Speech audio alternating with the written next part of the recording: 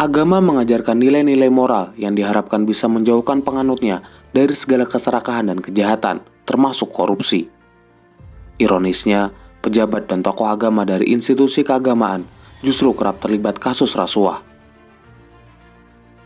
Korupsi dana dan proyek keagamaan terus-menerus terjadi, mulai dari penyelenggaraan haji, pengadaan Al-Quran, pembangunan masjid, hingga bantuan kepada lembaga keagamaan dan pondok pesantren. Hasil survei KPK di tahun 2011 dan 2014 menunjukkan Kementerian Agama menduduki peringkat terbawah dalam indeks integritas dari 22 instansi pusat, atau singkatnya, Kementerian Agama pernah menjadi kementerian paling korup di Indonesia. Tak tanggung-tanggung, bukan hanya pejabat atau bawahannya saja, bahkan Menteri Agama dalam 2 masa pemerintahan pernah diciduk KPK karena kasus korupsi yang merugikan negara miliaran rupiah.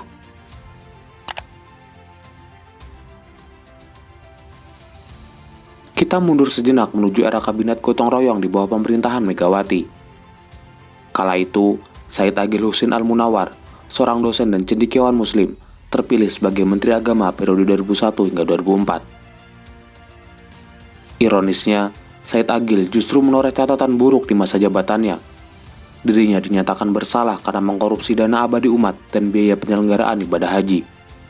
Saat itu, sejumlah dana yang seharusnya digunakan untuk sektor pendidikan, kesehatan, dan pembangunan sarana ibadah digunakan secara pribadi oleh Said Agil.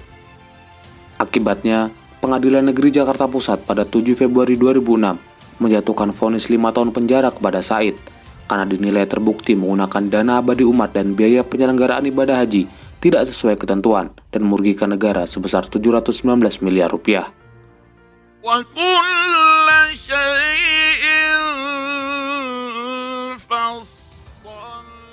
Latar belakangnya yang seorang qori dan cendekiawan di bidang keislaman membuat Said Agil masih dipercaya untuk menjadi imam dan khotib dalam sholat di Masjid Istiqlal.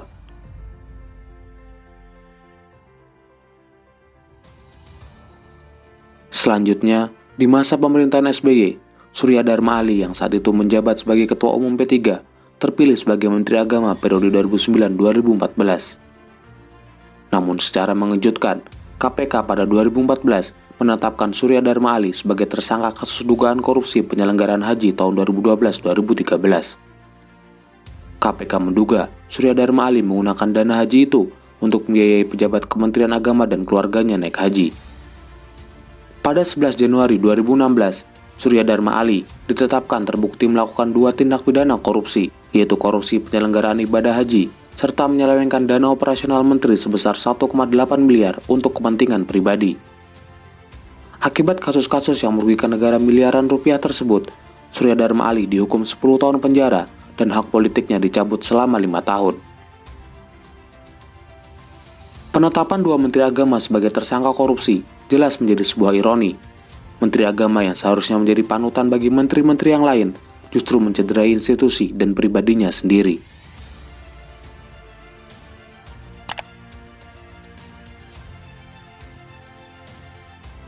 Pada tahun 2011 hingga 2012, masyarakat Indonesia dibuat geleng-geleng kepala atas tindakan korupsi yang dilakukan oleh sejumlah pejabat anggota DPR dan pejabat Kemenak. Pasalnya, para pejabat tersebut mengorupsi dana pengadaan Al-Quran dan laboratorium madrasah. Kasus korupsi ini merugikan negara hingga 27 miliar rupiah. Proyek-proyek Kemenak seperti pengadaan laboratorium komputer untuk Madrasah Sanawiyah dan pengadaan Al-Quran tahun 2011-2012 terbukti dikorupsi dan melibatkan sejumlah pejabat dan politisi. Seperti Ahmad Jauhari, Dendi Prasetya, anggota DPR Zulkarnain Jabar, dan politisi Golkar Fahad Elfos. Elfos sendiri sebelumnya pernah dihukum 2,5 tahun penjara pada 2012 karena terbukti menyuap anggota DPR Waode Nurhayati dalam kasus alokasi dana penyesuaian infrastruktur daerah. Dalam pengakuannya, Fahad mengambil proyek di Kemenak atas perintah Zulkarnain Jabar. Alasannya, uang dari proyek itu akan digunakan untuk biaya operasional kantor Gema MKGR, organisasi saya Partai Golkar.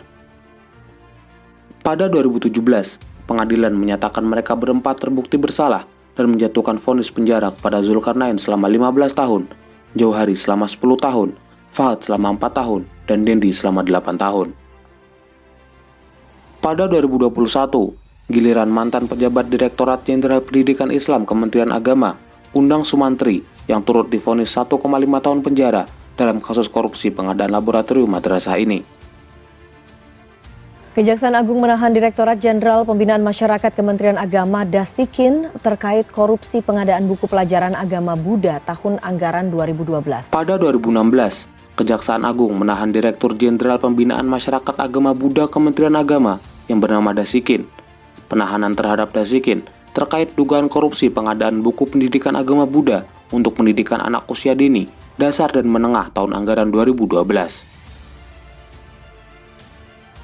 Kasus-kasus ini menambah daftar kasus menghebohkan di tubuh Kemenak. Kementerian yang seharusnya paling bersih dan transparan itu justru menjadi sarang tikus-tikus berkerah putih.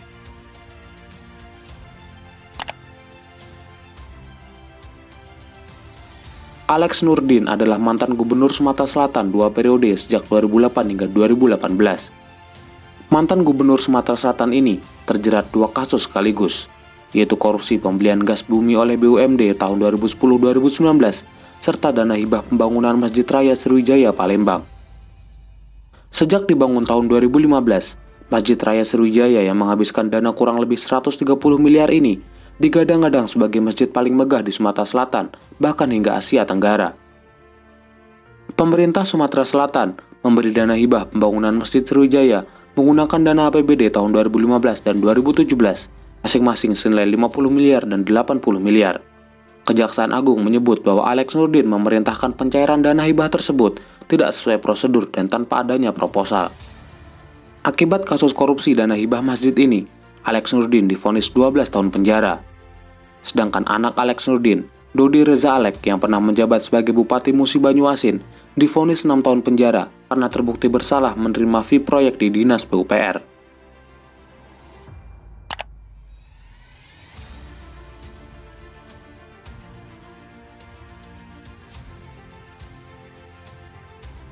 Pernahkah terpikir bagaimana jika modal untuk pergi melaksanakan ibadah haji berasal dari uang hasil korupsi?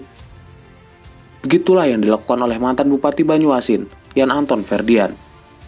Yan Anton Ferdian adalah bagian dari dinasti politik Banyuasin yang bermula dari ayahnya, Amiruddin Inut, yang menduduki kursi Bupati Banyuasin selama 2 periode dari tahun 2003 hingga 2013. Yan Anton pun langgeng menduduki kursi Bupati Banyuasin periode 2013-2018 dan menjadi bupati termuda di Indonesia di usia 29 tahun. Kita awali CNN Indonesia Today hari ini dengan informasi tentang operasi tangkap tangan KPK. Bupati Banyuasin Yan Anton Ferdian bersama dengan petugas KPK tiba di Terminal 3 Bandara Soekarno-Hatta, Tangerang, Banten, Minggu malam. Sayangnya, di masa kepemimpinannya, ia tersandung kasus korupsi karena menerima suap sebesar 1 miliar terkait proyek pengadaan barang dan jasa di Dinas Pendidikan Kabupaten Banyuasin. KPK menyatakan Yan Anton membutuhkan dana untuk menunaikan haji bersama istrinya. Kemudian uang hasil suap proyek senilai 1 miliar itulah yang ia gunakan sebagai ongkos dan bekal perjalanan haji. KPK pun menyita bukti setoran biaya haji ke sebuah biro perjalanan sebesar 500 juta untuk 2 orang atas nama Yan Anton dan istrinya, Vinita Citra Karini. Atas kasus suap ini, Yan Anton Ferdian divonis hukuman 6 tahun penjara dan pencabutan hak politik selama 3 tahun. Dalam kasus korupsi dana haji Surya Dharma Ali, seorang saksi sekaligus ex-direktur pembinaan haji dan umroh, Ahmad Kartono, mengungkapkan istri Surya Dharma Ali naik ibadah haji menggunakan uang dari para jemaah haji pada 2012.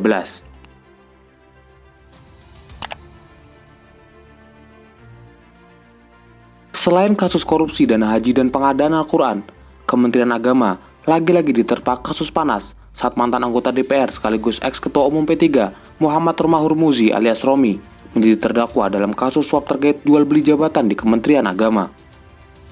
Kasus jual beli jabatan memang sering sekali terjadi di Kementerian Agama, terlebih di Kementerian Agama yang ada di daerah. Romi divonis bersalah karena telah menerima suap dari ex-kepala kantor wilayah Kementerian Agama Jawa Timur, Haris Hasanuddin, senilai 325 juta, dan Kepala Kantor Kemenak Kabupaten Gresik, Muhammad Muafak Wirahadi, senilai 91,4 juta. Kasus ini sempat menyeret Menteri Agama saat itu, Lukman Hakim Saifuddin. Dirinya disebut menerima uang sebanyak 70 juta untuk mengangkat seseorang menjadi pejabat Kementerian Agama, meskipun orang itu tidak memenuhi kualifikasi. Akibat kasus ini, Romi divonis 2 tahun penjara dan telah bebas pada tahun 2020.